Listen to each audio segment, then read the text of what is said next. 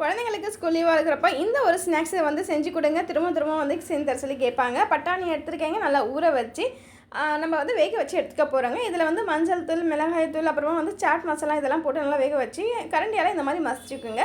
திரும்ப கொஞ்சம் போல் தண்ணியை ஊற்றி நல்லா லிக்விடாக மிளகாய் தூள்லாம் சேர்த்து ஒரு 2-3 விசில் வச்சு எடுத்துடலாங்க. நல்லா இந்த அளவுக்கு குழஞ்சி வந்திருக்கும். ஸோ இதை வந்து ஒரு தட்டில் வந்து நம்ம சேஞ்ச் பண்ணிக்கலாம். இப்போ இது கூட வந்து பானிபூரியை ஃப்ரை பண்ணியிருக்கேங்க. ஸோ அந்த பானிபூரியை வந்து நல்லா இந்த மாதிரி தூள் பண்ணி போட்டுடலாம். இது கூடவே வந்து உங்களுக்கு என்னென்ன வேணுமோ அதெல்லாம் போட்டுக்கலாம். நம்மக்கிட்ட வந்து மாங்காய் இருந்ததுன்னா சூப்பராக இருக்குங்க. ஆனால் என்கிட்ட மாங்காய் இல்லை, அதனால நான் வந்து வெங்காயத்தை கட் பண்ணி சேர்த்துருக்கேங்க. அதில் இருக்கக்கூடிய அந்த லிக்விடான தண்ணியை கூட மசாலாவையும் வந்து அப்படியே போட்டுக்கலாம். கூடவே வந்து கொஞ்சம் போல் கொத்தமல்லி கார்னிஷ்காக சேர்த்துருக்கேன். டேஸ்ட்டும் நல்லாயிருக்கும். இது கூட வந்து வீட்டில் புஜியா இருந்ததுங்க. ஸோ அந்த மிச்சர் ஓம்படின்னு சொல்லுவாங்க. ஸோ அதையும் வந்து அப்படியே தூவி விட்டு சர்வ் பண்ணி கொடுங்க.